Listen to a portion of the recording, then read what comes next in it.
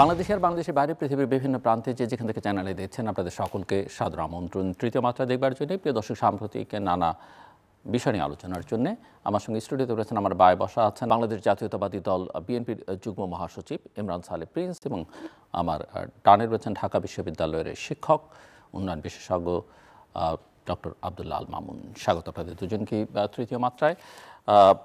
Mister Imran Saleh Prince, এটা মোটামুটিভাবে এখন মনেও হচ্ছে এবং অনেকটা দৃশ্যত দেখাও যাচ্ছে যে বিএনপির সঙ্গে সরকারের এবং বিএনপির সঙ্গে তার এক সময়কার শরিক দল জামায়াত ইসলামীর একটা দূরত্ব বাড়ছে। আমরা কি জানতে পারি আপনার কাছ থেকে যে কী হচ্ছে আসলে এবং কেন হচ্ছে? ধন্যবাদ আজকের এই শোতে আমাকে আমন্ত্রণ জানানোর জন্য, এবং একই সাথে ডক্টর মামুন তাকেও শুভেচ্ছা, দর্শক শ্রোতাদেরকে শুভেচ্ছা জানাচ্ছি। তো আপনি বলেছেন যে বিএনপির সাথে সরকার এবং জামাত তাদের একটা দূরত্ব সৃষ্টি হচ্ছে। আমি বিষয়টাকে সেভাবে দেখতে চাই না। আমি যেটা মনে করি, আপনি দেখতে চান না, কিন্তু আমরা দেখছি কথাবার্তায় বিতর্কে যাই হোক ধরন ধারণে। আমি যেটা মনে করি যে আসলে এই 5ই আগস্টের পর যে একটা পরিবর্তিত পরিস্থিতিতে একটা নতুন বাংলাদেশ গড়ার যে একটা অভিপ্রায়, গণতন্ত্রের রূপান্তরের যে একটা যাত্রা আমরা শুরু করেছিলাম, সেই যাত্রা পথে হ্যাঁ আমরা এখানে কিছু ছন্দপতন হয়েছে, আমি অস্বীকার করব না। বিশেষ করে আমরা বারবারই বলেছি যে এই সরকার জনগণের সরকার, এই সরকার রক্তে রঞ্জিত সরকার, এবং এই সরকারকে বিএনপি সমর্থন করে, ওন করে, এবং একই সাথে বিএনপি এই সরকারকে ব্যর্থ দেখতে চায় না। ব্যর্থতায় এই সরকার পর্যবেসিত হোক, এটা বিএনপি দেখতে চায় না। সেই কারণেই আমরা বলেছি যে এই সরকারকে আমরা সহযোগিতা করেছি, এখনও করে যাচ্ছি, এবং একই সাথে আমরা বলেছি যে এই সরকারের প্রতি আমাদের যে সমর্থন, যে আমাদের সহযোগিতা, এটাকে আপনার প্রশ্নাতীত রাখার দায়িত্ব কিন্তু সরকারের, কারণ ওনারা আপনার ড্রাইভিং সিটে আছেন। তো সেই কারণে আমরা আশা করেছিলাম সরকারের সাথে সরকার, বিএনপি সহ অন্যান্য রাজনৈতিক দল, শুধুমাত্র বিএনপি না, অন্যান্য রাজনৈতিক দলগুলোর সাথে একটা নিবিড় সম্পর্ক এবং যোগাযোগ নেটওয়ার্ক গড়ে তুলবে, যার মধ্য দিয়ে আমরা যে স্টেক হোল্ডার যারা আছি রাজনৈতিক দলগুলো, আমাদের সাথে সরকারের একটা ভালো বোঝাপড়া হবে, এবং সেই বোঝাপড়ার মধ্য দিয়ে আমাদের তথ্যের বা মতামতের বা ভাবনার যে আদান প্রদানের মধ্য দিয়ে সরকার একটা ভালো পদক্ষেপ গ্রহণ করবে। এখন যে সরকার খারাপ পদক্ষেপ গ্রহণ করছে সেটাও আমরা বলি না, আমরা বলি যে যেভাবে, যে গতিতে সরকার যেভাবে আগানোর দরকার ছিল, সরকার কিন্তু সেই গতিতে আগাচ্ছে না। বিশেষ করে ধরেন আমরা তো গ্রাসরুট লেভেলে যখন যাই, স্বাভাবিক বিএনপি একটা বড় দল, আমরা তো এখন জনগণের কাছে যেতে হচ্ছে। জনগণ মনে করে যে আওয়ামী লীগ আমলে যেমন ধরেন নিত্য প্রয়োজনীয় দ্রব্যমূল্যের যে ঊর্ধ্বগতি ছিল, আমরা বলেছি আসলে তাই ছিল যে একটা সিন্ডিকেট গড়ে উঠেছিল। এই সিন্ডিকেটগুলো আপনার এই নিত্য প্রয়োজনীয় দ্রব্যের মূল্যটা এমনভাবে বাড়িয়ে নিজেদের পকেট ভারী করেছিল, কিন্তু জনগণের পকেট এখানে কাটা পড়তো। তো আমরা তখন তো এই কথাগুলো বলতাম যে আওয়ামী লীগ এই নিত্য প্রয়োজনীয় দ্রব্যমূল্যের ঊর্ধ্বগতির জন্য দায়ী, এই সিন্ডিকেট দায়ী। কিন্তু এখন জনগণ আমাদেরকে বলে যে আওয়ামী লীগ তো গেল, তো নিত্য প্রয়োজনীয় দ্রব্যের মূল্য তো কমছে না, কেন কমছে না? এটার তো উত্তর আমরা সদুত্তর দিতে পারি না, কারণ এই সিন্ডিকেট কিন্তু সরকার ভাঙতে পারেনি। আমি কথাটা এই জন্য বলছি যে সরকার যদি আমাদের কাছ থেকে সহযোগিতা চেত, আমরা অবশ্যই করতাম। বিএনপি ক্ষমতায় ছিল, হয়তো আবার জনগণের সমর্থন পেলে আবার হয়তো রাষ্ট্র ক্ষমতায় অধিষ্ঠিত হবে। তো সেখানে তো আমরা জনগণের কাছে কিছু কমিটমেন্টও করেছি অলরেডি, গত প্রায় 4-5 বছর ধরে সেই কমিটমেন্টগুলো বিভিন্ন মাধ্যমে আমরা করে আসছি। তার মধ্যে নিত্য প্রয়োজনীয় দ্রব্যের মূল্য জনগণের ক্রয় ক্ষমতার মধ্যে রাখার একটা কমিটমেন্টও আছে। তো আমরা নিশ্চয়ই আমাদের একটা গ্রাউন্ড ওয়ার্ক আছে যে কীভাবে আমরা এটা কমাবো। তো এই সরকার যদি আমাদের কাছে কোনো অভিজ্ঞতা চাইতো বা কোনো পরামর্শ চাইতো, তাহলে অবশ্যই সেটা করতে পারতো। তো ওই নিবিড় যোগাযোগ বা সম্পর্কটা একটু অনুপস্থিত বলেই আমাদের মধ্যে কিন্তু মনে হচ্ছে বাইরে একটা দূরত্ব সৃষ্টি হয়েছে। আসলে আমরা বারে বারে কিন্তু সরকারের কাছে যখনই আমাদেরকে ডাকছে আমরা যাচ্ছি, কিন্তু এই সরকার ক্ষমতা, মানে অন্তর্বর্তীকালীন সরকার, তো এটা ক্ষমতা আসার পরে একটা টোটাল একটা সংলাপের খুব বেশি প্রয়োজন ছিল, পরিপূর্ণ একটা সংলাপ। এই সংলাপটা কিন্তু হচ্ছে না। এই সংলাপ যদি, পরিপূর্ণ সংলাপটা যদি না হয়, তাহলে রাজনৈতিক দলগুলোর যে চাওয়া জনগণের চাওয়াই তো রাজনৈতিক দলগুলোর চাওয়া, সেই চাওয়াটা কিন্তু আমরা সরকারের কাছে পৌঁছাতে পারছি না। তারপরে আমরা উপযাজক হয়ে আমরা অনেক আমাদের চাওয়া সেটা পৌঁছিয়েছি, কিন্তু সেই চাওয়াগুলোর যে আপনার সমাধান বা সেটার যে একটা ফ্রেমওয়ার্ক বা রোড ম্যাপ, সেগুলি কিন্তু আমরা পাচ্ছি না। সেই জন্যই আমার মানে একটা স্বাভাবিকভাবে রাজনৈতিক দল বিএনপি আমরা তো জনগণের কাছে দায়বদ্ধ। জনগণ তো আপনার ওই যে বললাম নিত্য প্রয়োজনীয় দ্রব্যমূল্য কেন বাড়ছে, কেন কমলো না, আমাদের কিন্তু জবাবদিহি করতে হয়। সাধারণ গ্রামের মানুষ তারা মনে করে আওয়ামী লীগ ক্ষমতায় নাই, তো বিএনপি তো এই ব্যাপারে কথা বলে। আমরা কিন্তু আমাদের কাছে এবং উত্তর নাই। সেই চাপে বা তাড়নাবোধ থেকে এখন আপনারা রাজপথে নাম্বার না, রাজপথে না, আমরা যেটা বলেছি যে সরকার সঠিক পথে নাই এই ব্যাপারে। ফেব্রুয়ারিতে আপনারা রাজপথে কিছু আমরা কর্মসূচি বলেছি সরকারকে সঠিক পথে আনার জন্য আমাদের যে করণীয় সেগুলো করবে। এটা রাজপথে আমরা ঠিক বলতে চাই না এই জিনিসটা, কারণ এই জিনিসটা ভুল মেসেজ যাবে। আমরা এখনো ওই যে কর্মসূচির কথা যেটা বলা হচ্ছে বা ভাবা হচ্ছে, সেই কর্মসূচির মধ্য দিয়ে আমরা সরকারকে একটা বার্তা দিতে চাই এবং আমাদেরকে তাদেরকে সঠিক পথে আনতে চাই। ওকে, জামায়াতের সঙ্গে কোনো সম্পর্ক নিয়ে কোনো বক্তব্য? হ্যাঁ, এইটা তো একটা বিষয়, তো এটা আপনাদেরও দৃষ্টি এড়াই নেই। তো স্বাভাবিকভাবেই জামাতে ইসলাম বাংলাদেশ তো তারা আমাদের সাথে দীর্ঘদিন আন্দোলন করেছে। তাদের সাথে আমাদের যে ঐক্য ছিল, দেশে গণতন্ত্র পুনরুদ্ধার আন্দোলন একটা ঐক্য ছিল, সেই ঐক্যটা অনেক সময় ছিল, আবার অনেক সময় পরবর্তীতে আমরা একজোটে নাই, যার যার অবস্থান থেকে আমরা আন্দোলন করেছি। তো 5ই আগস্টের পর আমরা দুর্ভাগ্যজনকভাবে হলেও সত্য আমরা দেখেছি কিছু কিছু বিষয়ে যেমন ছন্দপতন ঘটেছে। আমরা ঠিক বুঝতে পারছিলাম না যে তাদের যে বিভিন্ন ধরনের বক্তব্য বা পদক্ষেপ সেগুলো আসলে কেন তারা বলা হচ্ছে। যেমন বলা হয়েছিল আওয়ামী লীগকে ক্ষমা করে দেওয়ার ব্যাপারটা, ভারতের ব্যাপারটা, ভারত আমাদের এমন কোনো কাজ করা উচিত না ভারত যাতে মনে কষ্ট পায়। তারপরে এই ধরনের আরও কিছু পদক্ষেপ এবং বিএনপিকেও ইঙ্গিত করে তারা এমন এমন অনেক কথা তারা বলেছে। তো এগুলো তো আসলে মানে আমাদের কাছে একটু প্রশ্নের উদ্রেক করেছে যে আসলে কেন এরকম তারা বলছে। তো স্বাভাবিকভাবে তো এখন একসাথে আমরা আন্দোলন করেছি, গণতন্ত্র আজকে শেখ হাসিনার পতন হয়েছে, গণতন্ত্রের পথে যাত্রা, যদিও পরিপূর্ণ গণতন্ত্র আমরা ফেরত পাইনি, এখনও আমাদের ঐক্যটা থাকা প্রয়োজন ছিল। কিন্তু আমি যেটা বলতে চাই যে আমাদের পক্ষ থেকে এই দূরত্ব কিন্তু সৃষ্টি করা হয়নি। ওকে, ওকে, ডক্টর আব্দুল আল মামুন, আপনি কি দেখছেন এই যে পলিটিক্যাল ল্যান্ডস্কেপে যা কিছু হচ্ছে সেটা আসলে কতটা পজিটিভ, কতটা নেতিবাচক? সরকারের পারফরমেন্স, কেউ কেউ মনে করেন সরকার আসলে ডেলিভার করতে পারছে না, পারফর্ম করতে পারছে না, না হলে হয়তো আরও সময় তারা পেত, তারা যেগুলো করতে চাইছে। রিফর্মসের ইস্যু আছে, ইলেকশনের দাবি আছে। আর আমার ধারণা যে মিস্টার ইমরান সালেহ প্রিন্স হয়তো খানিকটা ভদ্রতাই করেছেন, তিনি সরকারের সঙ্গে দূরত্বের কথাটা ওইভাবে আলোচনা আনেননি। কিন্তু আমরা সবাই জানি, আমরা দেখেছি যে সরকারের কতিপয় উপদেষ্টা বিভিন্ন সময় বিএনপির উদ্দেশ্যে বা বিএনপিকে টার্গেট করে বেশ কিছু কথাবার্তা বলেছেন, যেগুলো অনেক ক্ষেত্রেই মনে হয়েছে যে উত্তেজনাকর। ধন্যবাদ প্রিন্স ভাইকে, ধন্যবাদ।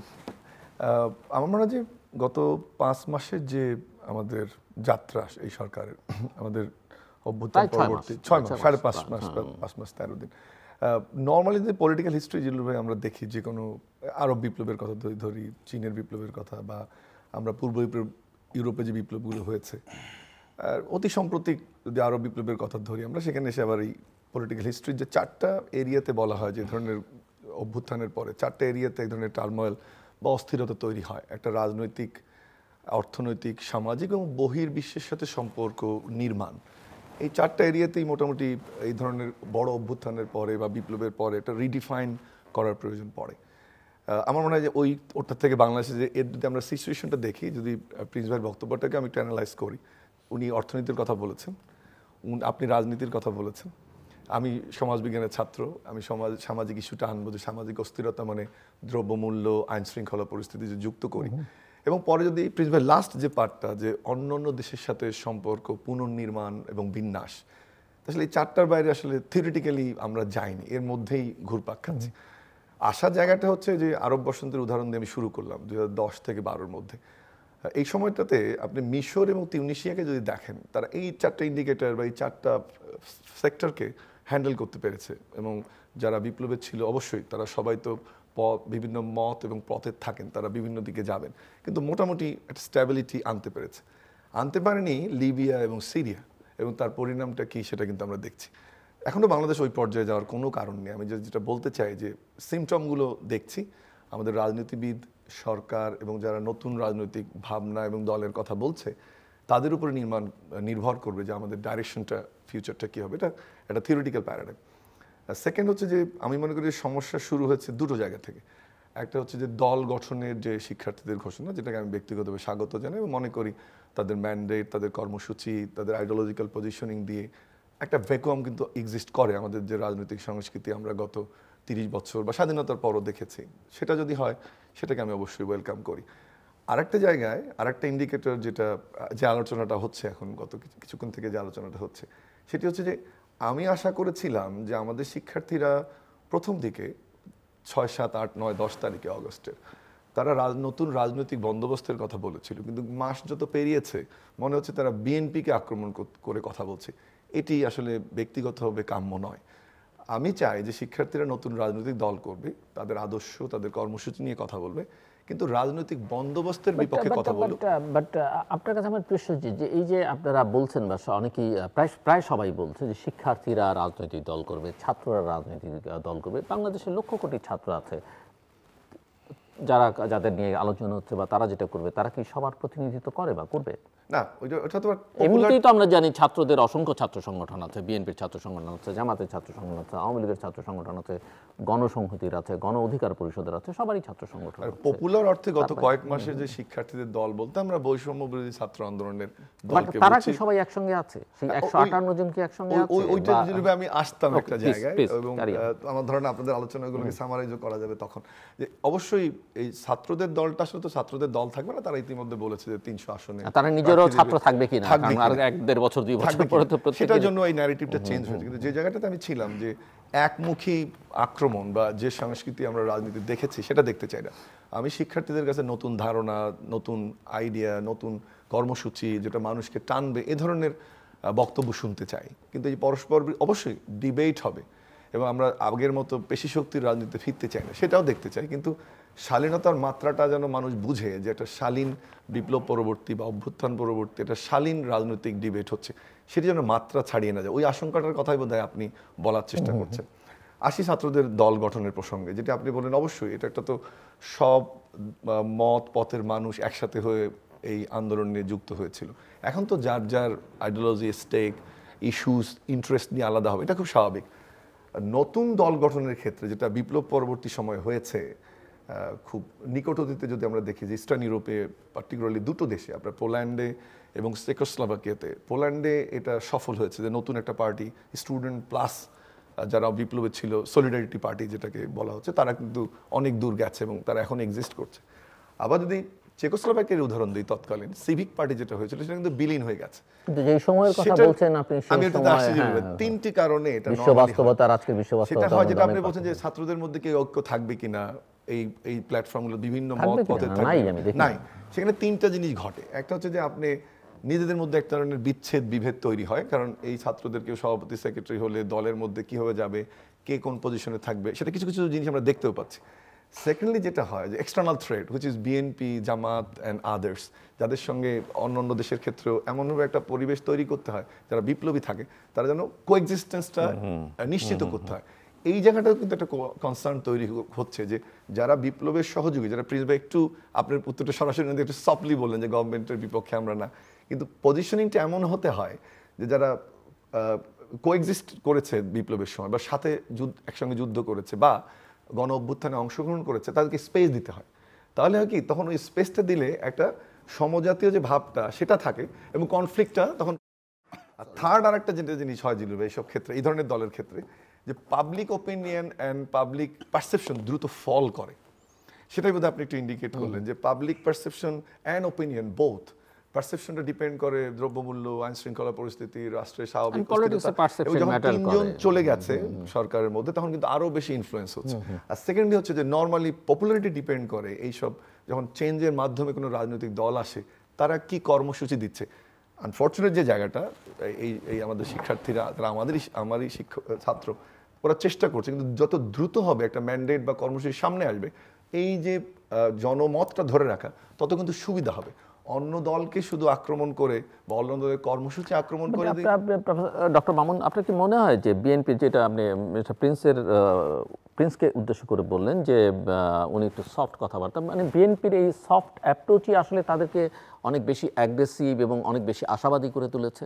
না, আমি বিএনপি এটাকে অ্যাপ্রিশিয়েট করি যে তার থেকে আপনি অ্যাপ্রিশিয়েট করছেন, আপনি বিএনপিটা অ্যাপ্রিশিয়েট করছেন, কিন্তু উল্টো দিকের চিত্রটা কি ওই কারণে যে ওনাদের এই সফটনেসের কারণে তারা অনেক বেশি অ্যাগ্রেসিভ এবং অনেক বেশি আশাবাদী হয়েছে, অনেক বেশি উচ্চাভিলাষী হয়ে উঠছে? আমি যে কথাটা একটু বলতেছিলাম যে আপনি যখন বিপ্লব অভ্যুত্থান পরবর্তী যে কোএক্সিস্টেন্স ফোর্সগুলো থাকে এদের সঙ্গে ডিফারেন্স যত কমানো যায় তত মঙ্গল। আমি মনে করি থিওরিটিক্যালি এই জায়গাটাতে বিএনপি কারেক্ট, এবং স্টুডেন্টের দিক থেকে আরো সহনশীল আচরণ করা দরকার। অবশ্যই বিএনপি সিনিয়র পার্টি, তাদেরও ভাষাগত যদি সংস্কার প্রয়োজন হয়, সংশোধনীর প্রয়োজন হয়, তারা করবেন, কিন্তু ভাষার ব্যবহারটা কিন্তু খুব ইম্পর্টেন্ট।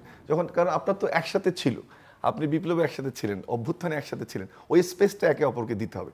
লাস্ট একটা কথা বলে আমি শেষ করি এই অংশে, সেটা হচ্ছে যে যখন বলা হচ্ছে যে পূর্বের কোনো অবস্থায় 1/11-এর কথা বলা হচ্ছে, বা বলা হচ্ছে যে কোনো দেশের কথা পক্ষপাত দুষ্ট হচ্ছে কিনা, এগুলো, এই ন্যারেটিভগুলো দাঁড় করানো একটু কঠিন, বরং নতুন তত্ত্বের দিকে যেতে হবে, নতুন ন্যারেটিভ তৈরি করতে হবে, যেটা আমি তৃতীয়বার বললাম। মানে অ্যান্টি বিএনপি নিউ ন্যারেটিভ, আমি কিন্তু অ্যান্টি বিএনপি বলছি না, আমি বলছি যারা করাতে চাইছে, সেটা কিন্তু ইম্পর্টেন্ট। ওই জায়গাটাতে যত দ্রুত, এই যাদেরকে আমি শিক্ষার্থী বলছি, আপনি ছাত্র বলছেন, বা এই যে যারা বিপ্লব করলো, অবশ্যই অন্যান্য দলগুলো সহ, তারা যত এটা আদৌ বিপ্লব কিনা সেটাও না, এটা গণ অভ্যুত্থানে বলা উচিত, অভ্যুত্থানের বিপ্লবের মধ্যে যত দ্রুত তাদের, আমরা কর্মসূচির কথা শুনছি, নতুন আইডিওলজির কথা শুনছি, দ্রুত মানুষের সামনে সেটাকে আনতে হবে। তাহলে কিন্তু তখন বুঝবে মানুষ যে এই যে এক পার্টিকে আক্রমণ করা, তার বক্তব্যের পিঠে বক্তব্য না দেওয়াচ্ছে, কি নতুন অফার করতে যাচ্ছে। আমার মনে হয় এই সময়টা একটু দ্রুত করলে শিক্ষার্থীদের জন্য ভালো। মিস্টার প্রিন্স, আমি জাস্ট স্ট্রেইট একটা প্রশ্ন আপনাকে করতে চাই। আপনি কি মনে করেন কিনা এই সরকারের অধীনে একটা অবাধ, সুষ্ঠু, নিরপেক্ষ, গ্রহণযোগ্য, অংশগ্রহণমূলক নির্বাচন সম্ভব? যেহেতু আপনারা বলছেন যে জুন, জুলাই, আগস্টের মধ্যেই নির্বাচন করা সম্ভব, এবং সেক্ষেত্রে প্রশ্নটা করলাম যে সময় তো অন্তর্বর্তীকালীন সরকারের অধীনেই একটা অবাধ, নিরপেক্ষ, সুষ্ঠু নির্বাচন সম্ভব যদি সরকার আপনার আন্তরিকভাবে এই নির্বাচনটা করতে চায়। এবং যেটা জুন, জুলাই, আমরা এবং আমাদের একজন স্ট্যান্ডিং কমিটি মেম্বার, তিনি তো বলেছেন যে 5ই আগস্ট এটা হতে পারে স্মরণীয়, ওই দিনটাকে স্মরণীয় করে রাখার জন্য। ভালো ভালো প্রস্তাব, কিন্তু সেই দিনই সম্ভব। আমরা তো এর আগে বহু নির্বাচন করেছি। আপনি ধরেন এরশাদের পতনের পর কিরকম একটা টালমাটাল, আপনি তো তখন অনেক, মানে নিশ্চয় মনে আছে আপনার পরিস্থিতি, সেখানেও এরশাদের সেই মানে নির্বাচন কমিশন বা নির্বাচনী ব্যবস্থা যে ধ্বংস করে দিয়েছিল, সেই নির্বাচনী ব্যবস্থাকে আমরা সকলে মিলে সহযোগিতা করে 3 মাসের মাথায় একটা কী ধরনের গ্রহণযোগ্য নির্বাচন আমরা করেছি, নিশ্চয়ই আপনার মনে আছে। তার পরবর্তীতেও আপনার বিষয়গুলো দেখেন, আপনার 2001 বলেন বা তারও আগে 96 বলেন, হয়েছে। একটা ভালো নির্বাচন করার জন্য 3 থেকে 4 মাস যথেষ্ট সময়, সবাই যদি আমরা আন্তরিক হই। হ্যাঁ, এখন যদি আমরা ইচ্ছাকৃতভাবে যদি আমরা সময় ক্ষেপণ করি, আমি বলছি না সরকার ইচ্ছাকৃতভাবে সময় ক্ষেপণ করছে, কিন্তু সরকারের এই প্রক্রিয়াটা দীর্ঘসূত্রিতার সৃষ্টি করছে। কেউ যেমনটা বলছেন যে সরকারের একটা অংশ ক্ষমতায় থেকেই একটা রাজনৈতিক দল করবার চেষ্টা, বা সে কারণে তারা একটু খানিকটা সময় নিতে চাইছে, গোছাতে চাইছে, বা জামায়াতকেও অনেকে এই অভিযুক্ত করেন, কারণ জামাতও অনেক সময় সরকারকে সময় দিতে চায়, এবং যে কারণে তারা স্থানীয় সরকারের নির্বাচন, ছাত্র সংসদ নির্বাচন অনেক আগে চাইছে। না, জামাতের তো এক এক সময় এক একটা বক্তব্য দেখেছি। কোনো সময় তারা বলেছে এত তাড়াহুড়া কিসের, সময় দিতে চায়, আবার বলেছে দ্রুততম সময়ের মধ্যে একটা নির্বাচন। 2 ধরনের বক্তব্য তাদের কাছে, সবকুল রক্ষা করতে চাইছে তারা। আমি জানি না। তো যাই হোক, আমি যেটা বলতে চাই যে এই একটা নিরপেক্ষ, গ্রহণযোগ্য এবং মানে বিশ্বাসযোগ্য নির্বাচন করার ক্ষেত্রে যদি আমরা সকলেই সহযোগিতা করি বা একটা আন্তরিক থাকি, আমরা যদি 1 মিনিটও সময় যদি আমরা নষ্ট না করি, সেটা 3 থেকে 4 মাসের মধ্যেই সেটা করা সম্ভব। এই অন্তর্বর্তীকালীন সরকারের পক্ষেই সেটা করা সম্ভব। কিন্তু যদি এই অন্তর্বর্তীকালীন সরকারের কেউ আপনার রাজনৈতিক দল গঠন করে, নতুন রাজনৈতিক দল গঠন করে, এবং সেখানে মানে সরকারের কোনো অর্গান যদি সেখানে আপনার এই দল করার ক্ষেত্রে সহযোগিতা করে বা উৎসাহ দেয়, কিংবা একটা পরিস্থিতি তৈরি করে, তখন তো এই সরকার নিরপেক্ষতা হারাবে। সেই কারণে আমাদের দলের মহাসচিব মির্জা ফখরুল ইসলাম আলমগীর বিবিসির সাথে একটা সাক্ষাৎকারে তিনি বলেছিলেন এই কথাটা। এবং সেই সাংবাদিক যখন মির্জা ফখরুল সাহেবকে বলেছিলেন যে তাহলে কি আপনি মনে করছেন যে এই সরকার নিরপেক্ষ নয়, উনি বলেছে একেবারেই না, আমরা মনে করছি না, এই সরকার এখনও নিরপেক্ষ আছে এবং এই সরকার যদি এই নিরপেক্ষতা বজায় রাখে তাহলে নির্বাচন পর্যন্ত এই সরকার থাকবে, আর যদি নিরপেক্ষতা হারায় তাহলে একটা নিরপেক্ষ সরকারের প্রয়োজন হবে। দেখুন তারপরে যে প্রতিক্রিয়াগুলো আমরা দেখতে পেয়েছি এটা খুবই অনভিপ্রেত। কিন্তু একই ধরনের বক্তব্য জামাতে ইসলামের আমির ডক্টর শফিকুর রহমান সাহেব তিনি গত 20-25 দিন আগে দিয়েছেন, একই ধরনের বক্তব্য মির্জা ফখরুল ইসলাম আলমগীরের মতো। তখন কিন্তু ডক্টর শফিকুর রহমানের বক্তব্যের মানে কোনো প্রতিক্রিয়া আমাদের ছাত্র উপদেষ্টা কিংবা ছাত্র নেতৃত্বের পক্ষ থেকে কিন্তু আসে নাই। কিন্তু এখানে আমাদের কাছে আর দ্য লিঙ্কড এটা আমি বলতে পারবো না, তবে সাধারণ মানুষের যে বক্তব্য এই ক্ষেত্রে তারা মানে এই ব্যাপারে তারা একটা হতবাকি হয়েছে যে এক মহাসচিবের বক্তব্যের ব্যাপারে, বিএনপির মহাসচিবের বক্তব্যের ব্যাপারে মানে তড়িৎ গতিতে যে প্রতিক্রিয়া, যদিও এটা দেওয়া সঠিক হয় নাই, কারণ তারা উপদেষ্টা তাদের এরকম তড়িৎ গতিতে কোনো বক্তব্য প্রতিক্রিয়া দিতে গেলে অনেক রকম প্রতিক্রিয়া, মানে তাদের কি এটা সরকারের বক্তব্য, পুরো সরকারের বক্তব্য, প্রসঙ্গটা কিন্তু আসবে, কারণ তারা তো ন্যাশনাল ফ্ল্যাগ হোল্ড করছেন, তাদের হাতে জাতীয় পতাকা তুলে দেওয়া হয়েছে, আমাদের মানে অন্তর্বর্তীকালীন সরকারের পার্ট তারা। তো এটা কি তাহলে পুরো সরকারের বক্তব্য? এইটা কিন্তু আমরা এখনো জানি না। যদিও আরেকজন উপদেষ্টা ডক্টর আসিফ নজরুল তিনি তার ফেসবুক স্ট্যাটাসের মাধ্যমে তিনি বলেছেন, আরেক উপদেষ্টাও বলেছেন যে না, যদি কেউ আমরা রাজনৈতিক দল গঠন করি আমরা সরকার থেকে পদত্যাগ করব। কিন্তু রাজনৈতিক দল গঠনের প্রক্রিয়ার সাথে যদি তারা এখন জড়িত থাকেন তাহলে কি হবে? যখনই পদত্যাগ করুন না কেন, তখন পদত্যাগ করবেন না কেন? না, বা যখনই করুন না কেন, মানে ধরেন এখন প্রক্রিয়ার সঙ্গে যুক্ত আছেন কিন্তু নির্বাচনের 1 মাস আগে পদত্যাগ করলেন। আমরা তো দেখছি যে উপদেষ্টাদের কেউ বিশেষ করে ছাত্র নেতৃত্ব যারা উপদেষ্টা হয়েছেন তাদের প্রতি সম্মান রেখেই বলছি, বিনয়ের সাথেই বলছি, তাদের যে বডি ল্যাঙ্গুয়েজ এবং তারা যে তাদের নিজস্ব এলাকায় গিয়ে যে ধরনের কর্মকাণ্ড তারা করছেন, একজন রাজনীতিবিদের মতোই কর্মকাণ্ডটা করছেন। সেখানে সম্বর্ধনা নেওয়া, সেখানে বিভিন্ন প্রতিশ্রুতি দেওয়া, সেখানে আপনার সব জনসাধারণকে ডেকে কথা বলা এবং বাধ্য করা হচ্ছে অন্যান্য রাজনৈতিক দলের নেতাকর্মীদেরকেও সেখানে উপস্থিত থাকার জন্য, বা একটা চাপ তৈরি করা হচ্ছে। হ্যাঁ, আমরা যাচ্ছি, আমরা গিয়েছি, আমরা যেহেতু উপদেষ্টা তাদের বক্তব্য আমরা শুনতে চাই, আমরা শুনেছি, কিন্তু এগুলো তো আসলে সিমটমটা কি? তাহলে তারা নির্বাচনের দিকে যাচ্ছে। একটা উপদেষ্টা হয়ে তারা যদি আপনার এই কাজটা করে তাহলে সরকার তো নিরপেক্ষতা প্রশ্নবিদ্ধ হবে, অন্যান্য উপদেষ্টাদের নিরপেক্ষতাও প্রশ্নবিদ্ধ হবে, কারণ তারা তো পাশাপাশি বসছে, দিন শেষে একসাথেই তো তারা কাজ করছেন। সেই কারণে এই যে এখন যে সময়টা যাচ্ছে খুব স্পর্শকাতর একটা সময় যাচ্ছে এবং একটা জটিল সময় কিন্তু আমরা পার করছি। এই ক্ষেত্রে আমাদের সকলকেই সতর্ক হতে। আপনি বলেছেন আমি সফটলি বলেছি, আমার সফটলি বলার কারণ আছে, কারণ এই সরকারকে আমরা ব্যর্থ হতে দেখতে চাই না। এই সরকারের সফলতা ব্যর্থতার উপরে এই দেশের গণতন্ত্রের সফলতা ব্যর্থতা নিহিত রয়েছে। আমরা নতুন কোনো আমরা মানে ইস্যু আমরা টেনে আনতে চাই না, যে কারণে আপনারা দেখেছেন আমরা বারবার বলছি যে নন ইস্যুকে ইস্যু বানানো উচিত না, যদিও এর মধ্যে অনেক নন ইস্যুকে ইস্যু বানানোর চেষ্টা করা হয়েছে। এখন ধরেন রাজনৈতিক নেতৃত্ব তারা তো ম্যাচুরিটির পরিচয় দিতে হবে তাদেরকে। আপনি একজন ছাত্র তরুণ, সে ভুল করতে পারে, সে অনেক অস্থিরতা সৃষ্টি করতে পারে, সে তো তার বয়সটাই তো ওরকম, তাই না? আমরা যখন ওই বয়সে ছিলাম আমাদেরও তো একই রকম উত্তেজনা ছিল, কিন্তু আমরা একটা রাজনৈতিক প্ল্যাটফর্মে ছিলাম, আমাদের রাজনীতির সামনে আপনি যদি সেই বিবেচনাই করেন যে তার বয়স কম, অনভিজ্ঞতা, ইমোশনাল, আমি এই কথাগুলো বলতে চাচ্ছি না। হ্যাঁ, না মানে আমি যদি সেটা বলেন তাহলে তো তার রাষ্ট্রীয় দায়িত্বে বা সরকারি দায়িত্বে থাকবার উচিত নয়। না, আমি সেটা বিবেচনা করব। বা কেউ যদি বয়ভারে নিযুক্ত থাকেন, পারফর্ম না করতে পারেন, বা কেউ যদি স্টেট মেকানিজমটা বা পলিটিক্সটা না বোঝেন, তাদের তো থাকা, এটা অবশ্যই স্টেট মেকানিজম তো বুঝতে হবে সবাইকে। আপনার বয়স সেখানে কোনো ফ্যাক্টর না, আপনার মানসিকতা এখানে ফ্যাক্টর। আপনি যে বয়সী হন, আপনি যখন জিল্লুর রহমান একজন ব্যক্তি, তাই না? আপনি বিগত আওয়ামী লীগ আমলে আপনাকে যেভাবে নিগৃহীত করা হয়েছে, আপনি সেই আমলেই যদি আপনাকে প্রধান নির্বাচন কমিশনার বানিয়ে দেওয়া হতো, আপনি কি সেখানে বসে সেই চেয়ারে বসে আপনি নিরপেক্ষ আচরণ করতেন না, একটা ইলেকশন কন্ডাক্ট করতে পারতেন না? এটা আপনার চেয়ারই কিন্তু বলে দেবে আপনি কি করবেন। কিংবা ধরেন আমি কিংবা ডক্টর মামুন, আমাদেরকে যদি কোনো নিরপেক্ষ, যদি আমাদের দেশে এটা সম্ভব না, যদি কোথাও আপনারা পারবেন, আমি ওর মধ্যে নাই।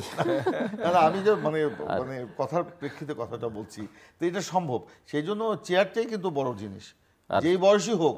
আপনি ওখানে বসে আপনাকে বুঝতে হবে কোন কাজটা আমাকে করতে হবে, কোন কথা আমাকে বলতে হবে, কোন কথা বললে কি প্রতিক্রিয়া হবে, সেটা আমাকে বুঝে কিন্তু কাজটা করতে হবে। জি ডক্টর মামুন। জি ভাই, আমি আপনি ওইটাতে যাওয়ার আগে আপনি একটু আগে আমাকে জিজ্ঞেস করেছিলেন যে, বাট আমি একই সঙ্গে আপনি ওই যে রাজনৈতিক বন্দোবস্তের কথা বলছিলেন, এখন তো নির্বাচন নিয়ে আলোচনা আছে, সংস্কার নিয়ে আলোচনা আছে, আওয়ামী লীগ একটা কামব্যাক করার চেষ্টা করছে, যদিও অন্তত অনেকেই মনে করেন যে তাদের বহু পথ পাড়ি দিতে হবে তার জন্যে। আপনি জানেন যে তাদের ফেসবুক পেজ থেকে তারা একটা কর্মসূচিও ঘোষণা করেছে, হরতাল অবরোধের। আমার প্রশ্ন হচ্ছে যে জনগণ আসলে কি চায়, সেটা কি বোঝা যাচ্ছে? না, এমনিতেই যদি বলি যে কোনো সময় আমরা যাদেরকে জনগণ বলে রাজনৈতিক টার্মে ব্যবহার করার চেষ্টা করি, জনসভায় বক্তব্য দিই, সবসময় বলি তারা আসলে কতটুকু জনগণ, সেটা তো একটা বড় প্রশ্ন। কিন্তু জনগণ আমার মনে হয় যে মোটা দাগে 3টি জিনিস চায়। সমাজবিজ্ঞানের ছাত্র হিসাবে আমি বুঝি যে বাজারটা, দ্রব্যমূল্য নিয়ন্ত্রণে থাকবে, আপনার আইন শৃঙ্খলা পরিস্থিতি ভালো থাকবে, আর ট্রাফিক ব্যবস্থা সহ অন্যান্য যে সামাজিক অনুষঙ্গ তার জীবনের, এটা মোটামুটি থাকলে আসলে। কিন্তু আপনি কি মনে করেন না সে চায় তার অধিকার, সকল ধরনের অধিকার নিশ্চিত করতে, ইনক্লুডিং ভোটাধিকার, যেটাকে শাসন করবে বা তার দায়িত্ব পালন করবে রাষ্ট্র পরিচালনার, সে তার প্রতিনিধি হবে? না, সেটা তো তারা দেখিয়েছে করে, এই আন্দোলনের সময় জনগণ করে দেখেছে। আমি এখন নর্মাল সিচুয়েশনের কথা বলছি। সেই জায়গাটাতে কিন্তু আমার মনে হয় যে খুব রেসপেক্ট রেখেই বলছি যে ডেলিভার করতে পারেনি এই গভর্নমেন্ট।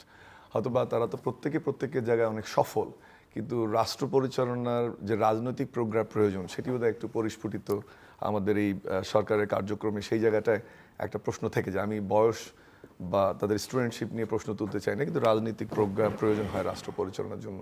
এবং আরেকটু জিনিস আপনি টাচ করলেন, আমি একটু বিনয়ের সাথেই বলতে চাই যে অনেক উপদেষ্টার আসলে তাদের অনেক সফল তারা, কিন্তু তাদের বয়স এবং বাস্তবতার কারণে কতটুকু পারফর্ম করতে পারছেন সেটাও কিন্তু জনগণ দেখছে। সো জনগণ যখন এই গভর্নমেন্টের এরকম একটা অবয়ব দেখে, তখন আপনি যে কথাগুলো বলছেন যে সংস্কার, অধিকার, গণতন্ত্রায়ন, বিচার বিভাগকে ঢেলে সাজানো, পুলিশের যে রিফর্মের কথা আমরা বলছি, সেই জায়গাটা বোধহয় একটু ফাটল জনগণের মনের মধ্যে ধরেছে। এটা বোধহয় কোনো দ্বিধা এখানে নেই। আরেকটি হচ্ছে যে নির্বাচনের কথা যখন এসছে, আমি একটু অত্যন্ত শ্রদ্ধার সাথে প্রধান উপদেষ্টার এই ন্যারেটিভটাই এখন সমস্যা তৈরি করছে বলে আমি মনে করি। সেটি হচ্ছে কম সংস্কার করে নির্বাচন নাকি বেশি সংস্কার করে নির্বাচন। আমার অনেক শ্রদ্ধেয় শিক্ষক, আমি অত্যন্ত শ্রদ্ধা ভরে এই কথাটা আজকে বললাম, কিন্তু ওটাই কিন্তু এখন একটা সমস্যা তৈরি করছে যে কোন বিপ্লব পরবর্তী সরকার কেন তো ইনডিসিশনের মধ্যে, তো ডিলেমার মধ্যে থাকবে, কেন ডিসাইসিভ হবে না? যেমন চেষ্টা করে একটু রিসার্চ করার চেষ্টা করেছি জিলু ভাই আমি, যে কোনো প্রোক্লামেশনের পর বা এই ধরনের গণ অভ্যুত্থানের পরে রাষ্ট্রপ্রধানের বক্তব্যের মধ্যে এরকম কত এলিমেন্ট আছে কিনা। 3টা উদাহরণ আপনাকে দেই। যেমন ইন্দোনেশিয়াতে খুব একেবারে সমসাময়িক 1998-এর পরে খুব ফার্ম ডিসিশন হয়েছে, এবং সেখানে স্টুডেন্টরা কিন্তু হেভিলি ইনভলভ ছিল সুহার্তোর বিদায়ের সময়, কিন্তু স্টেটমেন্ট ছিল ফার্ম, এবং তারা catalyst of change, symbol of new ইন্দোনেশিয়াকে সামনে এনেছে। ফার্ম, গণতন্ত্রায়ন, মানবাধিকার, তারপরে আপনাদের সুশাসন, সবগুলোকে সামনে এনে ফার্মলি করেছে, এবং 1 বছরের মধ্যে নির্বাচন কিন্তু ইন্দোনেশিয়াতে হয়েছে। আরেকটা উদাহরণ আপনাকে দেই যে যেমন আপনি ধরেন যে আমাদের একটু নিকট অতীতের বাইরে গিয়ে আবার আমি যাচ্ছি যে 1990s ইউরোপিয়ান কান্ট্রিগুলো যেভাবে ডেভেলপমেন্ট করলো, ফার্ম ভীষণ ছিল সবার সামনে, একদম ফার্ম, এইটা আমরা করবো। এখানে আমার ইস্ট ইউরোপের দেশগুলো, কিন্তু এখানে আমার মনে হচ্ছে যে একটু যদি ওই স্টেটমেন্টটা কেন জানি এখন মনে হচ্ছে যে একটা স্পেস দিয়েছে, বলে দেওয়া উচিত ছিল যে এটা আগামী 26-এর জুলাইতে ইলেকশন হবে, নভেম্বরে হবে। রোড ম্যাপ হয়তো বা ওনারা যে অগোছালো পরিবেশ, সেটাও ঠিক একদিকে, যে ইনস্টিটিউশন ধ্বংস হয়েছে, কোনো কিছু সঠিক শেপে ছিল না, পার্টিকুলারলি ইকোনমি, কিন্তু ওটা কিন্তু এখন একটা সমস্যা তৈরি করছে, যেমন যে কারণে 2 ধরনের রাজনৈতিক দোতনার তৈরি হচ্ছে। বিএনপি বলছে যে আমরা নির্বাচন দ্রুত চাই, স্টুডেন্টরা বলছে আমরা সংস্কার করে চাই। এখন গ্যাপটা আসলে 6 মাসের বলে মনে হয় আমার কাছে, কিন্তু এই 6 মাসের গ্যাপটা মুন্সিয়ানার পরিচয় দিতে পারত সরকার আমার মনে হয় 2টো কাজ করলে। একটা হচ্ছে যে 3টি পয়েন্ট আমি বললাম, দ্রব্যমূল্য, আইন শৃঙ্খলা এবং সামাজিক স্বস্তি, আরেকটি হচ্ছে রাজনৈতিক দলগুলোর সাথে নিয়মিত আলাপ আলোচনা করা। এবং আমি দৃষ্টিকটু শোনাবে কিনা জানি না, বিএনপির মতো দলকে 15 মিনিটের জন্য ডাকা বা কোনো একটা রাজনৈতিক দলকে 1টার সময় টেক্সট করে 4টার সময় সর্বশেষ যে প্রোক্লামেশনের ইয়েতে সিপিবির থেকে বলা হয়েছে, সেটা কোনোভাবেই কাম্য নয়। আরেকটি ইন্ডিকেটর আমরা খেয়াল করছি কিনা সবাই, প্রথমবারের মতো সরকারের সাথে আলোচনায় কিন্তু একটি রাজনৈতিক দল যায়নি, সিপিবি।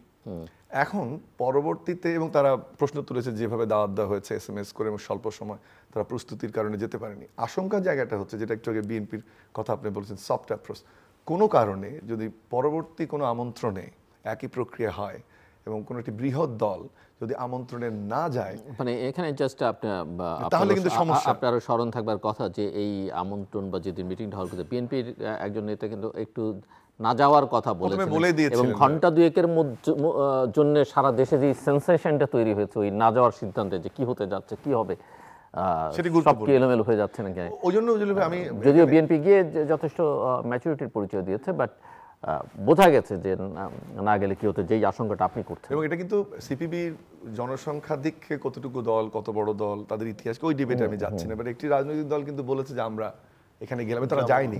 এটা কিন্তু ইন্ডিকেটর, এটাকে কিন্তু কনসিডারেশন নিতে হবে। কেন, সামনে যখন ন্যাশনাল কনসেনসাস কমিশনের আন্ডারে মিটিংগুলো হবে আমাদের প্রধান উপদেষ্টার নেতৃত্বে, তখন কিন্তু অনেক ধরনের ডাইনামিক সামনে আসবে। আপনি যে একটু আগে নির্বাচনের কথা বললেন, সেই আলোচনাগুলোই তো নির্ধারণ করবে যে নির্বাচন কতটুকু স্বচ্ছ হবে, বিএনপি কতটুকু স্যাটিসফাইড হবে।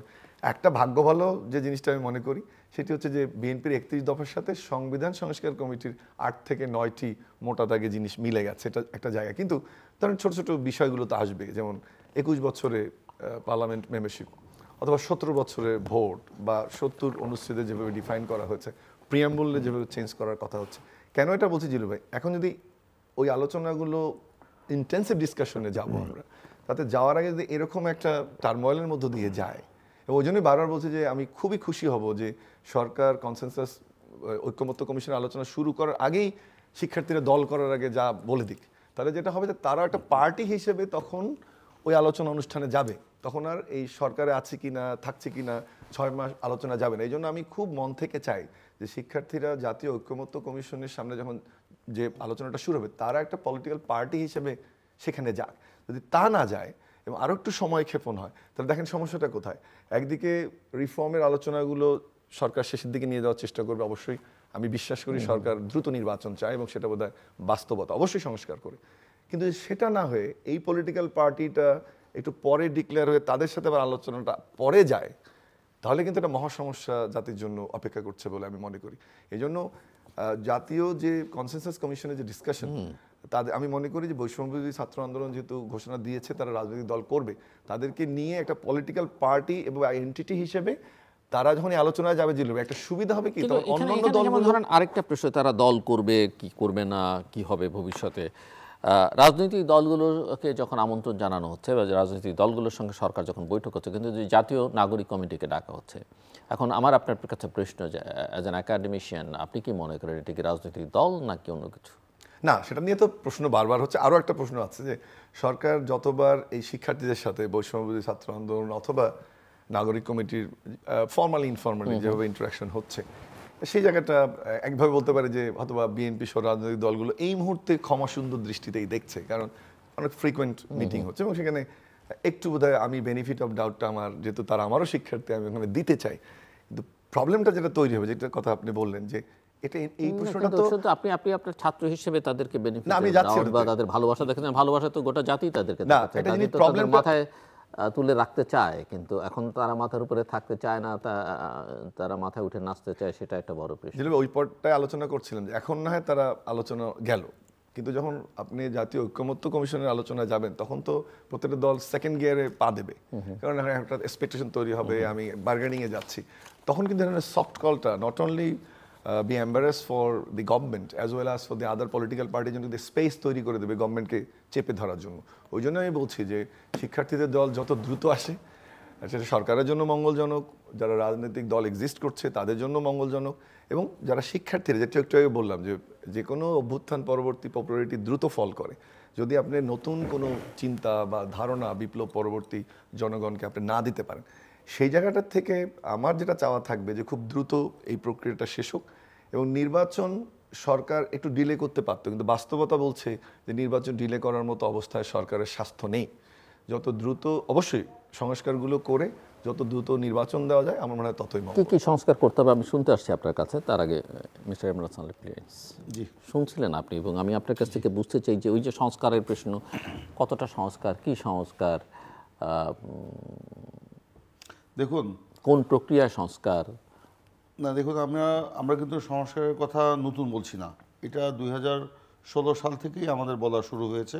আমরা আরও স্পষ্ট করে ধরেন 2017, তারপরে 2021 এরকম করে আমরা বলেছি। আমরা কিন্তু এখন যারা সংস্কারের কথা বলছেন তখন কিন্তু এই সংস্কার ব্যাপারে তারা নিশ্চুপ ছিলেন, কিন্তু আমরাই কিন্তু প্রথমে নিয়ে এসেছি। এবং আমরা যে সংস্কারের কথা, সংস্কার মানে কি কি সংস্কার করব, এই যে আমরা তালিকাভুক্ত করলাম বা একটা তৈরি করলাম, এটা কিন্তু আমাদের তৈরি করা না। আমরা সমাজের বিভিন্ন স্তরের আমাদের যারা বোদ্ধা ব্যক্তিরা রয়েছেন তাদের সাথে আলোচনা করে পরামর্শ করেই কিন্তু এটা তৈরি করা হয়েছে। তো সেক্ষেত্রে সেজন্যই এই যে এখন যে সরকার যে সংস্কার কমিশন করেছে তাদের যে আপনার প্রস্তাবগুলো যতদূর আমরা পত্রপত্রিকায় দেখেছি, ওই আমাদের ওই প্রস্তাবের সংস্কারের মধ্যে কিন্তু ঘুরপাক খাচ্ছে। 2-4টা হয়তো কিছু বেশি আছে।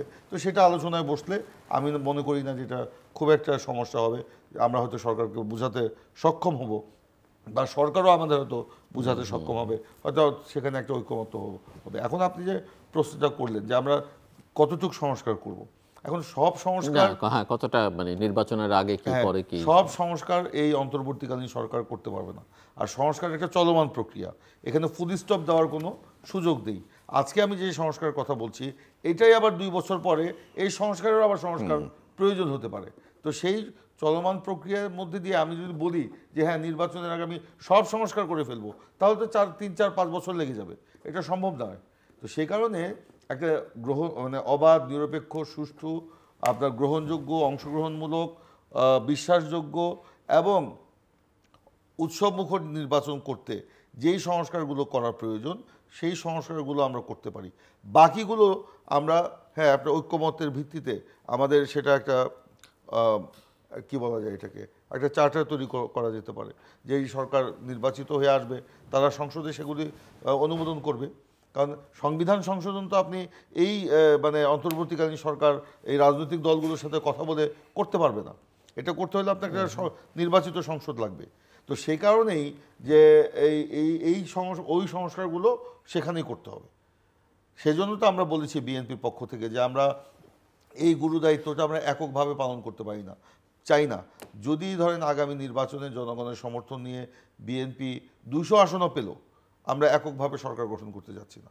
আমরা আন্দোলনরত যে দলগুলো ছিল সেই সব দলগুলোর সাথে মিলে আমরা একটা জাতীয় সরকার গঠন করে সেই জাতীয় সরকারের মাধ্যমে এই সংস্কারগুলো আমরা বাস্তবায়ন করতে চাই। বাকি 100 আসন কারা পাবে বলে মনে হয় আপনার? বুঝলাম না, বাকি 100 আসন কারা পেতে পারে? 100 আসন নাকি 200 আসন দিয়ে দিবেন আমাকে? আপনি বলছেন যে আমরা 200 আসনও পাই, না তর্কের খাতিরে বলছি, মানে এটা আমি কথার কথা বলছি যে যদি পাই, এর বেশিও হতে পারে, এর বেশিও হতে পারে। ধরেন আমরা না 300 আসন হবে না, এইটা হাইয়েস্ট কত হবে না, সেটা আমি গণক নই, কিংবা আমি ওই যে আওয়ামী লীগ নেতারা যেরকম বক্তব্য রেখেছেন সে বক্তব্য ওই ধরনের রাখতে চাই না।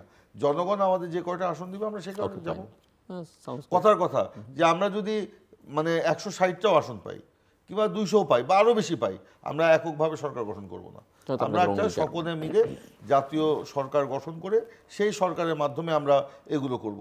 যেমন ধরেন আমাদের ন্যাশনাল হেলথ পলিসি ব্যাপার আছে, আমরা সকল মানুষের নাগরিকের জন্য বিনামূল্যে আমরা চিকিৎসা সেবা এবং 50টি ওষুধ আমরা গরিব মানুষকে দিতে চাই, এটা আমাদের প্রস্তাবনায় আছে। এবং ব্রিটেনের আদলে আমরা এখানে একটা কি বলে হেলথ মানে বিমা, মানে স্বাস্থ্য বিমা আমরা করতে চাই। এবং এটা তো একা সম্ভব নয়, এটা তো সবাইকে মিলেই তো এই কাজটা করতে হবে। কিন্তু গণতন্ত্রে তো একটা শক্তিশালী অপোজিশনও দরকার। আপনারা অবশ্যই, অপোজিশন ছাড়া গণতন্ত্র হবে না। আমরাও চাই আমরা মানে আগামী দিনে যারাই সরকার গঠন করবে তাদের বিপরীতে যেন একটা শক্তিশালী বিরোধী দল থাকে হবে। এখন তো ধরেন ইলেকশন আসলে বোঝা যাবে। ইলেকশন আসলে বোঝা যাবে না, এখনো সেইটা শুরু হয়ে গেছে। সে পর্দার আড়ালে অনেক কিছুই হয়তো হচ্ছে, আপনার দৃষ্টির মধ্যেও হয়তো সেটা পড়েছে বা পড়ে। তো সেগুলো আমরাও চাই যে একটা শক্তিশালী বিরোধী দল থাকতে হবে, যেই সরকার গঠন করুক। যদি শক্তিশালী বিরোধী দল না থাকে, সেই সরকার কিন্তু কাজ করবে না। এবং সামনের দিনে যে দিনগুলো আসছে, আমরা নতুন বাস্তবতায়, আমরা পরিবর্তিত বাস্তবতায় একটা নতুন বাংলাদেশ গড়তে চাই, যে বাংলাদেশে আমার মানবিক দিকটা থাকবে, সাম্য থাকবে, ন্যায়ভিত্তিক রাষ্ট্র থাকবে, বৈষম্যহীন পরিস্থিতি থাকবে, সমাজ থাকবে। আমরা যদি আগের ধারণায় যদি আমরা থাকতে চাই, তাহলে কিন্তু এই যে এত রক্তপাত, এত লাশ, এত জীবনদান, এত আত্মাহুতি, এত কিছুর এগুলো সব ব্যর্থ হয়ে যাবে। সেই জন্য আমরা ওই জিনিসটাকে আমরা মাথায় রেখে কাজ করছি। এই যে আলোচনা বা বিতর্ক এখন, এই যে নির্বাচন না সংস্কার, প্রফেসর ডক্টর মামুন, আপনি কি মনে করেন যে আসলে এর নিষ্পত্তি কিভাবে হওয়া উচিত, কিভাবে হবে? আমরা যে প্রিন্স ভাই শেষ কথাটা, বা কতটা করা এখন সম্ভব, কতটা করা উচিত, কতটা না করলেই নয় নির্বাচনের আগে? না আজিজ ভাই, আমাদের তো সংবিধানের যে জায়গাগুলোতে যে প্রস্তাবনার জায়গাটা আমি যদি বাদও দিই, বাট সংবিধানে তো আমাদের সংস্কার আনতে হবে। যে ছোট্ট যে উদাহরণটা নিয়ে বেশি আলোচনা হচ্ছে, যে ফ্লোর ক্রসিংয়ের জন্য বিএনপি এটা তাদের ইয়েতে রেখেছে কয়েকটা কন্ডিশন, এখানে শুধু বাজেটের বিল ছাড়া বলা হয়েছে, সেটি তো আমাদেরকে করতে হবে। সংবিধানের লোকাল গভর্নমেন্টের কথা যদি বলি, যে আলোচনাগুলো কম হচ্ছে কিন্তু প্রস্তাবনায় এসছে, সেটা তো আপনাকে করতে হবে। কিন্তু সেগুলো তো যেগুলো বলছেন সেগুলো তো আপনি সংসদ লাগবে, সংসদ ওইটাতে আমি আসলে আমি ভাবছিলাম যে প্রিন্স ভাই এটা বলবে যে গণপরিষদের আলোচনাটা না, এইটা তো ধরেন যে কথা বলি, স্থানীয় সরকারের যে কমিশন যেটা প্রস্তাবনা করেছে, এইটার সাথে তো আপনার বাস্তবতার মিল থাকতে হবে। বলা হচ্ছে চেয়ারম্যান ইলেকটেড হবে না, সেখানে আপনার মেম্বাররা করবে। এখানে তো আপনার এই যে কি হর্স বলতে চাচ্ছিলাম যে আসলে হবে না, আমি ওটাই বলছি যে এই ধরনের সংশোধনের প্রয়োজন নেই, এগুলো তো ডিফিকাল্ট। গণপরিষদের যে আলোচনা বলছেন, এটা আমি একটু, আপনি কিভাবে দেখেন? এটা অবাস্তব। আপনার সময় আপনার দেখতে হবে তো, আপনার ষড়যন্ত্র চতুর্দিক দিয়ে হচ্ছে। আপনি দেখেন এই যে ফ্যাসিস্ট, পতিত ফ্যাসিস্ট আওয়ামী লীগ কয়েকদিন আগেই তো দেখলাম একটা কর্মসূচি তারা দিয়েছে। এটাকে আপনি সাধারণভাবে নেবেন? এটার ভেতরে আপনাকে হরতাল এবং অবরোধ 16 এবং 18 তারিখ ফেব্রুয়ারি, এইটাকে তো আপনার গভীরে যেতে হবে। যে ষড়যন্ত্রটা হচ্ছে, এই ষড়যন্ত্র তো আমার সেই জুলাই আগস্টের গণ অভ্যুত্থানে, ছাত্র গণ অভ্যুত্থানের বিরুদ্ধে ষড়যন্ত্র। এইটার ফলে আমরা যে জায়গায় পৌঁছালাম, সেই পথকে রুদ্ধ করার ষড়যন্ত্র। আপনি যদি এই গণপরিষদ নির্বাচন বা সংস্কার, যে ভাই বললেন কতটুকু সংস্কার করবেন, আগে সংস্কার তারপর নির্বাচন, নাকি এই আলোচনা যদি আমরা যেতে থাকি, এই পথটা দীর্ঘ হবে। দীর্ঘ হলে ষড়যন্ত্রকারীরা লাভবান হবে, পতিত ফ্যাসিবাদ তারা লাভবান হবে। আরেকটা যে জিনিসটা যেটা আপনি বললেন যে কতটুকু সংস্কার করে নির্বাচন, দেখেন এখানে আমাদের গণপ্রতিনিধিত্ব অধ্যাদেশ যেটা ছিল, আমি প্রিন্সিপালের প্রতি রেসপেক্ট রেখেই বলি যে পার্টির যে হিসাব দেওয়ার সিস্টেম, এবং বিএনপি যে 2018 সালে বিএনপি নির্বাচনে অংশগ্রহণ করলো, তারা যে অ্যামাউন্ট দেখিয়েছে 1,04,00,000, বা আওয়ামী লীগ 1,06,00,000, বিএনপি দেখিয়েছে 1,04,00,000, এরকম হিসাব। আবার জাতীয় পার্টি তো চ্যাম্পিয়ন হয়ে 16 লাখ না 20 লাখ টাকা দেখিয়েছে।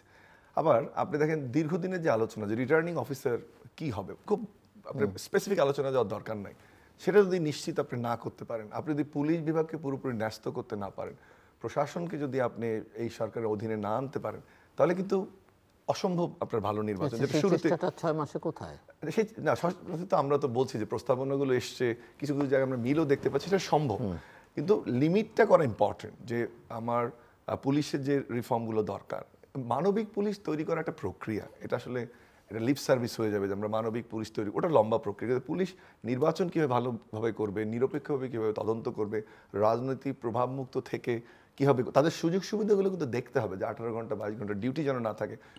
পাবলিক পুলিশ কমিশনের উপরে একটা কমিশন তৈরি করা, যারা পদোন্নতি দেখবে, স্বরাষ্ট্র মন্ত্রণালয় থেকে বের করে নেন, অনেক ভালো প্রস্তাব দিয়েছে।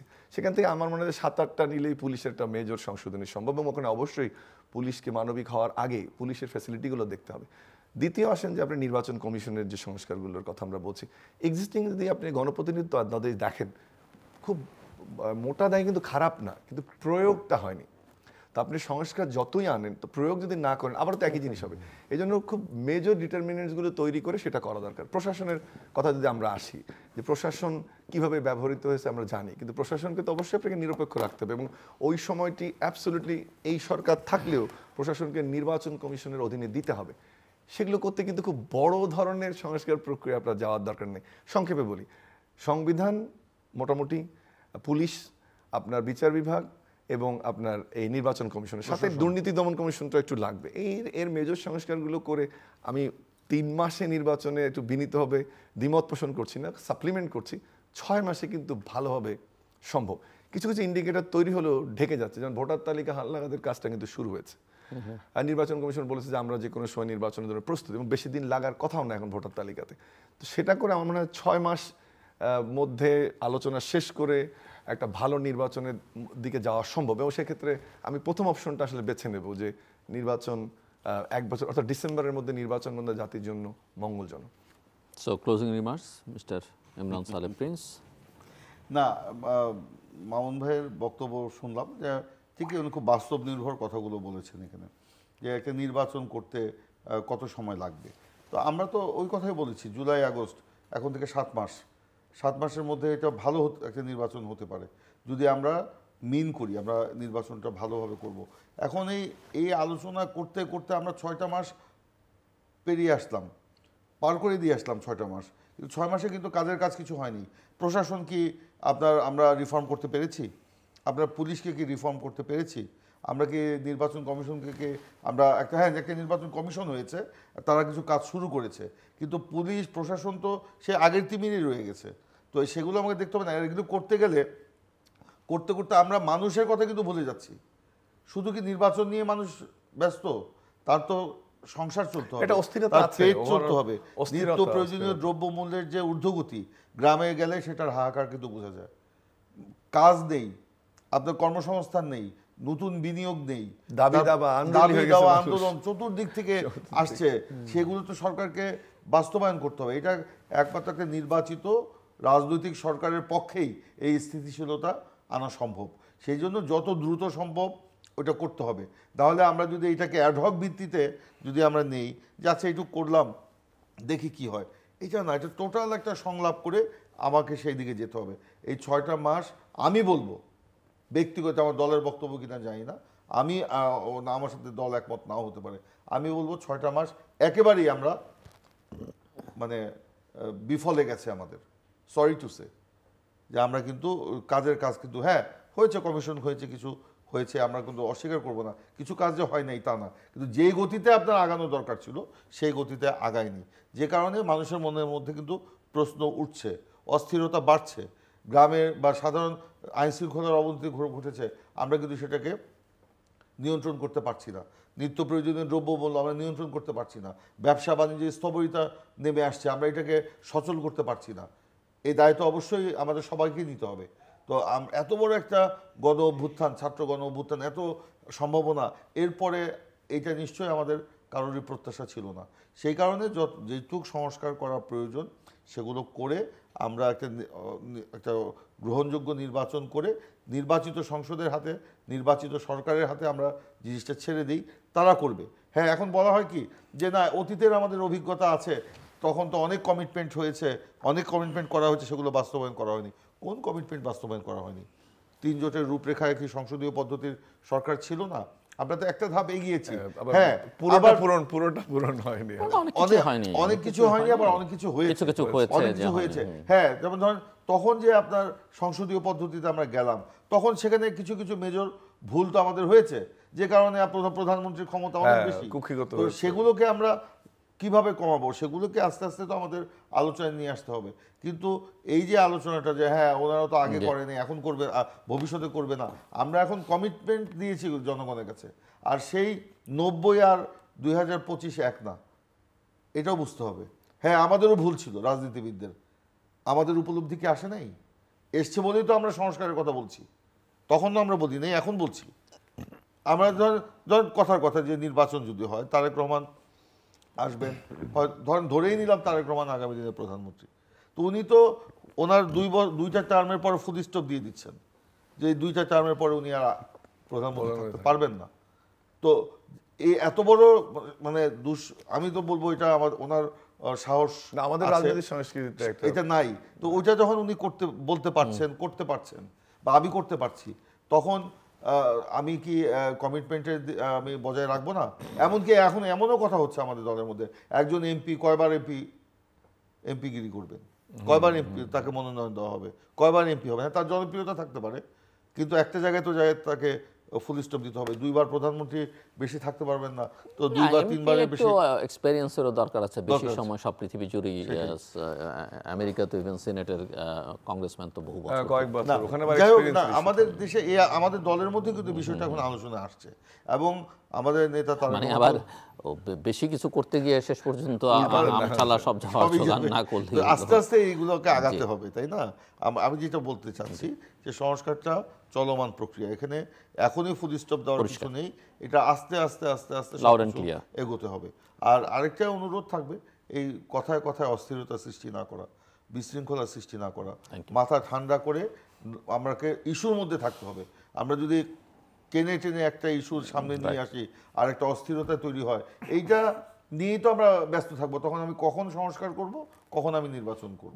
ডক্টর আব্দুল মামুন, খুব ছোট করে আমি আসলে একটা জিনিস আলোচনা, আমার মনে হয় যে এত আলোচনার মধ্যে কম হচ্ছে, ওইটা একটু যদি অল্প ছোট করেই বলি। সেটা হচ্ছে আমাদের রাজনৈতিক দলগুলোর মধ্যে গণতন্ত্রটা খুব গুরুত্বপূর্ণ, এবং এখানে আমি অবশ্যই বিএনপির অ্যাপ্রোচকে অ্যাপ্রিসিয়েট করতে চাই যে তারা যে 31 দফা দিয়েছে, তারেক রহমানের 2 টার্মের বেশি প্রধানমন্ত্রী না থাকার ঘোষণা, প্রিন্স ভাই যেটা বলেন, আমরাও শুনছি আলোচনাটা যে এমপি কজন থাকবে, কিন্তু এর পাশাপাশি কাউন্সিলগুলো ঠিক মতো হওয়া, অর্থনৈতিক ব্যবস্থাপনা কি হবে, বা দলের নেতৃত্ব নির্বাচনের প্রক্রিয়াটা গণতান্ত্রিক করা। অবশ্যই আমরা আরপিও দ্বারা এগুলো অনেকটা নির্ধারিত হবে, কিন্তু আমরা বিএনপির কাছ থেকে এটা আরো বেশি আলোচনা শুনতে চাই, এবং কারণ অনেক আলোচনা, অনেক প্রসেস আসলে তখন কিছু অন্তত বাস্তবায়ন হবে। একই সাথে অন্যান্য যে রাজনৈতিক দল, সেটা জামাত ইসলামী সহ যারা বামপন্থী রাজনৈতিক দল এখন ক্রিয়াশীল আছে, গণ অধিকার পরিষদ সহ অন্যান্য যে রাজনৈতিক দলগুলো, তাদের মধ্যে কিন্তু গণতন্ত্রের চর্চা যদি না হয়, তাহলে আমরা যে জাতীয়ভাবে গণতন্ত্রের চর্চার কথা চিন্তা করছি, সুশাসনের কথা চিন্তা করছি, মত প্রকাশের কথা চিন্তা করছি, তাহলে তো ওই সংস্কৃতি তৈরিই হবে না। তাহলে আমরা কিন্তু সেখান থেকে বেরোতে পারবো না। আমি কনক্লুশনে শুধু এইটুকু বলবো যে আমি জাতীয় যে সংস্কার প্রক্রিয়াটা নিয়ে আলোচনা হচ্ছে, আমরা চাই যে দলগুলোর মধ্যেও সংস্কার প্রক্রিয়া নিয়ে আলোচনা হোক, এবং দলগুলোর মধ্যে গণতন্ত্র যদি নিশ্চিত করা যায়, তাহলে কিন্তু অন্যান্য যে এলিমেন্টগুলো সেটাও এস্টাবলিশড হবে, তখন একটা সাস্টেইনেবল গুড গভর্নেন্সের দিকে আমরা যেতে পারবো। দর্শক, অনুষ্ঠানের শেষ প্রান্তে আমরা সামাজিক যোগাযোগ মাধ্যম ফেসবুক, এক্স এবং ইউটিউবে রীতিমাত্র লাইভ স্ট্রিম হচ্ছে, আপনারা দেখতে পারেন। টেলিভিশনের পর্দায় দেখতে না পারলে যে কোনো সময় যে কোনো স্থান থেকে ইউটিউবে রীতিমাত্র চ্যানেলটি সাবস্ক্রাইব করে এই পর্ব বা পুরোনো পর্বগুলো আপনারা দেখতে পারেন। ডক্টর আব্দুল মামুন, সালেহ প্রিন্স, অসংখ্য ধন্যবাদ এই আলোচনা শোনার জন্য। দর্শক, আমার অতিথিদের কথা মোটামুটিভাবে একজন একাডেমিশিয়ান, একজন পলিটিশিয়ান কথা বলছিলেন যে গভর্নমেন্ট পারফর্ম করতে পারছে না, 6 মাসে আসলে সেই অর্থে তারা তেমন কিছুই করতে পারেনি। কিছু কাজ তারা করেছে, কিছুটা রুটিন কাজ, কিছুটা আশা জাগা নিয়ে, কিন্তু তার মধ্যে অনেক নৈরাশ্যের বা দুরাশার পরিস্থিতিও আছে। মনস্তত্ত্বে একটা বড় পরিবর্তন আনা দরকার।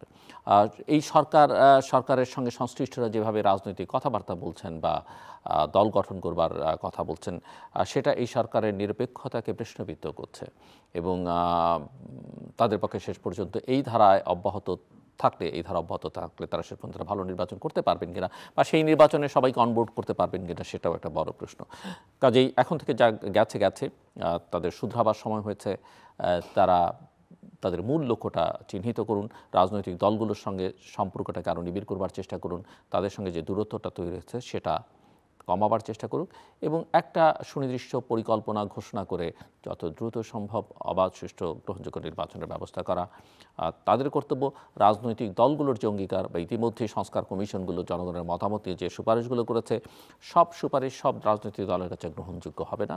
তবে একটা ঐকমত্যের ভিত্তিতে যদি নির্বাচনের আগে একটা পরিস্থিতি তৈরি করা যায়, সেটার ভিত্তিতে ভবিষ্যতে যারা ক্ষমতায় আসবেন তারা নির্ধারণ করবেন তারা কী করবেন না করলে নিশ্চয়ই জনগণের হাতে ক্ষমতা থাকবে, এবং জনগণকে হয়তো তার ক্ষমতা চর্চা থেকে দূরে সরিয়ে রাখা যায়, এবং সেটা সরিয়ে রাখলে কি হয় সেটার প্রমাণ কিন্তু আমরা জুলাই আগস্টে পেয়েছি। কাজে সেটা যেন সকল রাজনৈতিক দলের এবং নেতৃত্বের মাথায় থাকে। আমাদের সঙ্গে থাকবার জন্য অসংখ্য ধন্যবাদ। আপনাদের সবার জন্য শুভকামনা।